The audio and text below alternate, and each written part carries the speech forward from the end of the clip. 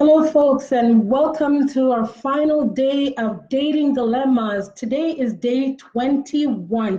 Can you imagine? I remember when we started 4 weeks ago, doing this, and here we are on our final day, right? So, anyway, folks, my name is Joy Walters, and I am your love and law advocate. And what that means is that I am licensed to practice law in the province of Ontario.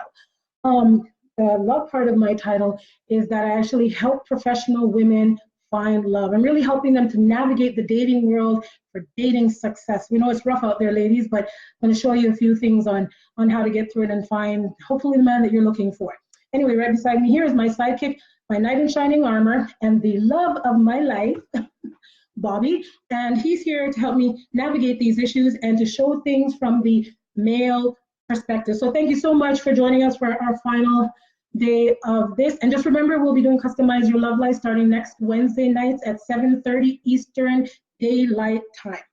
Anyway, I'm giving them everything. I don't want to forget about any of that. So anyway, today we are addressing our final issue at play in the dating world, right? And we talked about in week one, we talked about sabotage and how, ladies, you sabotage your love life, right? And then we talked about in week two, we talked about influences, right? Such as, society is a huge player. We talked about the biological clock, so time and also money and all these other factors that play or influence your dating decisions. Last week, we talked about a lot of the excuses that you make, and you make a lot of excuses like you're busy and, all of this, but really it's just fluff. It's just a reason not to do it for probably underlying fear and all the other reasons. But this week, like I said, we're talking about the real issues at play. And our last issue that we're going to address right now is simply this. You've been doing it so long by yourself that really it's all about you. For the last 35, 40, how many every years you've been paying your bills alone, doing all the stuff by yourself. So that's the life you know. So it's natural that you wouldn't know how to do a lot of other things. And just remember in this life that nobody has the answers to everything. And when you've been doing something so long by yourself, how in the world, would you know to do something else? And there's nothing to be ashamed of. It's just the way that it is. You know what it is, right? That's what they call learned behavior. Yes. Stuff that you've been doing over for so long that it's like it's automatic, right? So it goes right back to the same thing about being alone. Your whole life is about you, right? What you're going to wear, what you're going to do, what you're going to do this weekend, whatever. It's all about you, right? And that's why sometimes when a person, especially being single for a long time, and that's why you find a lot of single people that are singles, because after being single for so long, how do you open up to have somebody come in, right? And it matters if you're there, right? If you said, you want to find somebody and looking for somebody, and you're willing to say, like, put your guards down and be more open, right? But like you said, when you're doing something for so long and you've been single by yourself for so long and doing it for so long, it becomes trained behavior. So when somebody else comes into your life and you're trying to accommodate, it becomes a struggle because now you have to think about them. Right, and they're not used to thinking about someone else. Yeah, it's all about me. Right, and it's tough, think about it this way, remember when we got together, a lot of the things, like you said, Joy, I've been so used to doing it on my own that now I got to think about you and other people too, it's a struggle. And for me, it was just like, now I like him and everything, but now I got to share, the sharing part can be difficult, right? And to try to integrate someone else into your life. So when it becomes a norm for you, it becomes really hard. So ladies, I get it, right? I really do get it. I've been doing it by myself for so long. How do I open up? How do I trust? It's just like, they do one thing and it gets on your nerves and it's like, you know what? This isn't worth it. Right? Well, let me say, from a male perspective, you as a man used to be doing stuff for so long, especially if you're a cowboy, right? A cowboy is a guy that really doesn't give a damn, right? He's a guy that will rent a bed, one bedroom, throw a mattress on the ground and sleep. He doesn't care about nothing. He doesn't pretty anything up, right? And when you're used to being a cowboy, and being a guy for a very long time, you're not so much like open to your, you know, having your space get rearranged. You know what I mean? Like, and I wanted to do that when it came to your house. The women come with the house and they bring their female touch to it. You feel like emasculating. You know what I mean? You feel like, you know, you're like, you know, like you say, your nutsack getting cut off, right? It's like, really? You know what I mean? Everything gets so pretty, and you know what I mean? And it's just kind of like, man, just take it easy. You know what I mean? This is too much, right? And so for a man, sometimes it's just too much, and that's why even a woman who's like, who say very like insecure or like jealous, for a cowboy kind of dude, it's just, and those are the kind of guy that's a man's man. The difference with a cowboy is you can say almost like, in a sense, like a real man, so to speak. You know, what's a fake man? But anyway, just keep on saying what you're saying. Listen, what he does is, this is my way, my way or the highway, right? He doesn't break and bend for nobody. If he likes you, he will make an attempt, you know what I mean, to accommodate you. But if it's just too fast, too strong, then it becomes so much you have to deal with, so much of the, you know, the, oh, I gotta, you know what I mean, bring her in, and now she wants to do this, and, you know, and to get all to the pretty feminine thing, you know, for a lot of guys, and for man's man and a cowboy kind of guys, they don't like too much of that. So for these guys, they like to go easy, because when you're being hardcore for a very long time, and it's just being you as a guy doing your own thing, and not responsible for nobody, you don't have to think about nobody now, and you're mostly with your boys and whatnot. Now a woman comes in the picture now, and now it's kind of like, and now where it becomes challenging for a man now is, if you're used to being a man's man or a dude for a very, very long time, right? You're hardcore, right? When you and you hang out with your boys and you do all of that, and then you get into a relationship, and then they see certain things start to change, they put that in the spotlight, and they blow it up, and they put it on CNN, and it's like, buddy, you're becoming more like her now, man. You know, you're talking, and now you're dressing up and looking all, like, what's happened to you, man? But I do the same thing too. I feel it happened to me. Yeah, so, you know, going back to doing things alone and doing things for a very long time by yourself, you know, like I said, it's for both parties involved, it's an adjustment, right? Yes. Because you're bringing two worlds together, like they say, two worlds collide, right? And when you bring those two worlds together, you know, it's different. You know, one could be, you know, very, very cold. One could be very, very warm. You put it together, you have your balance, right? Sometimes people don't balance each other out. And like I said, sharing behavior, you know, you're just going to repeat the same thing over and over and over. Yeah, normally, naturally. Right? So what happens is, you know, a lot of people have this selfish belief that, you know, getting into a relationship, you still have to do you 100%. Right. Come on, people. And then you go back to being by yourself, because you can't do that, or you expect you got to give me 100% when I do this, right? People do this by themselves, right? Because if you're not open, or you're not trying to communicate and work through things with people, then you're going to be doing this by yourself. And after a while, this gets tiring, right? So what people have to realize is this, simply this: two choices. Be alone or be with somebody. And if you be with somebody, what are you willing to sacrifice? And this is what people don't understand in a relationship, is there is sacrifice.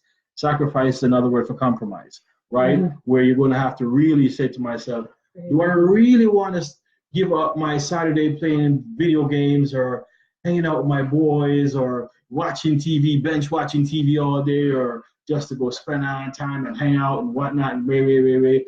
You know, it's sometimes a drag, you know, because you got to pull yourself out of what you're used to, and then try to adjust to what you're not used to. Right. And you're trying to sometimes adjust to somebody who's not like you. So if they're not like you, but you like them anyway, then you're gonna have to put in the work, and then that's when it starts, and then it gets really, really hard over time, because you know you're really trying to work it through, and you really try to connect it. You know, try to do it like a Rubik's Cube or something, right? And just like a Rubik's Cube, it's hard, you know what I mean? Once it's all mixed up, you never get it back again, so you can forget that, right? So you spend your whole life trying to do this, right? But there's a time when you just split down and say, you know, I got one side, so you know what? Let me look at that one side. Yeah. And that's the best side to look at. Right. But you see, sometimes people look at the other side that's all mixed up and all crazy, and then this don't make sense. So you know what? Done. Doing it by myself again. Right. And it just brings them right back to the same place, right? And then only to go start with someone else. Do it all over and try again. To start doing the Rubik's Cube again. And then you run into the same issues again and again and again, folks. Listen, right? Don't fool yourself, eh? Like I said, it never ever stops. Because let me tell you something. Everybody comes with their own issue and their own thing. Everybody. You're running from yourself. Bob Marley says it. Bob Marley says it. You're running away from yourself, right? And all these people that you see, they're showing you. And sometimes it's ugly to look at. So sometimes we run again because we don't want to face ourselves. These people that comes in your life, they're showing you yourself. And sometimes we can't stand what we see, so we have to move on to the next. And so that's why you find a lot of people now, like we said, is doing it all by themselves because they can't face themselves. You can live with yourself because you're not looking at yourself, but when you have to really live with yourself because somebody's showing it to you, then it gets heavy. And a lot of people, like, they run for the border. Right, and we've gone through that quite a bit, in this relationship. We're talking from experience here, right? Right. We're talking from experience because we've been through that. Right, and how many times, I don't even remember how many times I said, I'm so done. I'm so done with this. I'm so done with you. Do you know how many times we break up? Well, we never separate and go in a separate house. Hold on, I'm going to give them that, right? But do you know how many times we break up? People in a relationship break up a lot of times, right? Yeah. But there is that underlying connection that never gets severed. Yeah. Right. Everybody have their thing. Some guys or girls go stay in a hotel, go stay with their brothers, siblings, stay with your mom and dad. Breeze out for a while, and that's how their relationship works. Right. Because if they know they're under the same roof, hell gonna break loose. Right? They know that. Right? Then you have other people who, I guess, like us, that we stay under the same roof and sleep in the same bed. Yeah. I don't know why I do it, but we do it somehow. When you gotta sleep, you gotta sleep. So you gotta shut the hell up some point and go to sleep. And then wake up the next day and it's like, oh, hey, Jai, what's up? Life goes on, right? So at the end of the day, make no mistake, it all boils down to what matters the most. And if you're with somebody and there's a part of you that just feel that connection, but there's a part of you that feel like it's pulling apart or chaotic, you have to figure out what is your grace period. What do you need to do to breathe, right? Sometimes people stay in a situation even though it's toxic. And it's toxic because it needs to get aired out. Sometimes it's not that the two people are bad for each other. Right. Sometimes you meet each other at a different point in life, a different point in time. And if you can get that chance to say, meet that person, right? Like they say, the right time, the right place is great. But remember this, it's all about work in progress and make the choice. Do you want to continue doing it by yourself, alone? Or do you want to do it with someone else? Yeah, and so, that really is the thing. And sometimes when we have arguments, I think to myself, I know already deep inside, I don't want to do it by myself, right? But, I got to raise hell anyway, because that's just who I am, right? And I want to get my point across. Right, but yeah, it's just we don't separate. We don't believe in now sleeping in the same, sleeping in separate rooms or sleeping on the couch or any of that, because we're here together. While we're here together, even if we decide that we're gonna split up, we are gonna sleep in the same bed. We're gonna figure this out. Do you know how many? You know what? You know how many times they tell me to sleep on the couch? I ain't sleeping on no damn couch. Sleep what? And I don't mean it. You know how many times she tells me to sleep on the couch? My ass is not sleeping on a couch. I'm like, just go already. No, I am not going anywhere. You know what I mean? And you know what? We have to deal with it and move on, because you know what? It's hell out there, right? A lot of single people know it. It's not easy. It's not. You know what I mean? And like I said, when you have a relationship that's running like a well-oiled machine, it's like it's like effortless. It's just living. You know what I mean? Everybody's doing what they're supposed to do. Yeah, they slip up sometimes because people's people. They do all that, but there's the connection point, and also there's the understanding here. You know what I mean? Know what I expect. I know what you expect, and from there on in, it's a work in progress. Absolutely. Right? Listen, those beautiful skyscrapers you see in the downtown core, they didn't look like that before. There was just rough skeletons of what's supposed to come. If these guys that abandoned that project or they couldn't pay for it anymore, they went bankrupt, that would sit there until either the government's going to tear it down or it's just going to sit there and just stay like that. Stagnant, no movement. That's what certain relationship is. It's stagnant, it's not moving. But when everything is working and everybody's cooperating, then you look at the skyscraper, that's well done. Nice, beautiful, futuristic, tower over the city, pretty thing to look at. You know, this is what you talk about a finished product. But before you get the finished product, you have to work it. There's a skeleton, there's the drawing it up, and there's the, you know, back to the drawing board how many times. Right. But the best thing is when you get it right. In a relationship, you're never going to get it right. You work at it, you know what I mean? And you know what I mean, as long as you can, the main thing is this. Once you can get through the fights, because remember this, when you're in a relationship, right, sometimes things can get really, really, really, really tense, right? And you in an argument and you're going at it and you're arguing and you're going at it, right? But then you also know, some people know in the back of their mind, this is a line I won't cross. Absolutely. Right? No matter what. Like most men know that no matter how mad she makes you, you never hit her. Absolutely. Right? You get told that from the delivery in the first day in the hospital. They ring it in your head consistently. You know, no matter what it does, you know, that's a line of men, you know, we're not supposed to cross, right? I don't know what line the woman has the same thing or whatnot, because society seems pretty open to a woman slapping the crap out of a man. They find it amusing. So I don't know if there's any boundaries for women. She has to have oneness in herself to say, you know what, I'm not going to do this to him. I'm not going to kick him out. I'm not going to slap him or beat him up or spit in his face or disrespect him, whatever. You know, whatever her limits is, that's where it is, right? Once you know that there's these boundaries set, and no matter what, you're not going to cross those boundaries, then sometimes the other person respects that too and not cross that boundaries, because you see, it has to work both ways, right? You can't have it your way. You have to realize that I have to give, right? And if I'm giving in this, you know what I mean, then sometimes we expect the person to give or reciprocate, right? But sometimes they might not reciprocate in the same way, but also in another way. So you have to pay attention to what you're getting, you know, and where it's going to really make sense of it, right? But at the end of the day is this, nobody wants to be 65, 75, 80 alone. Absolutely. Nobody.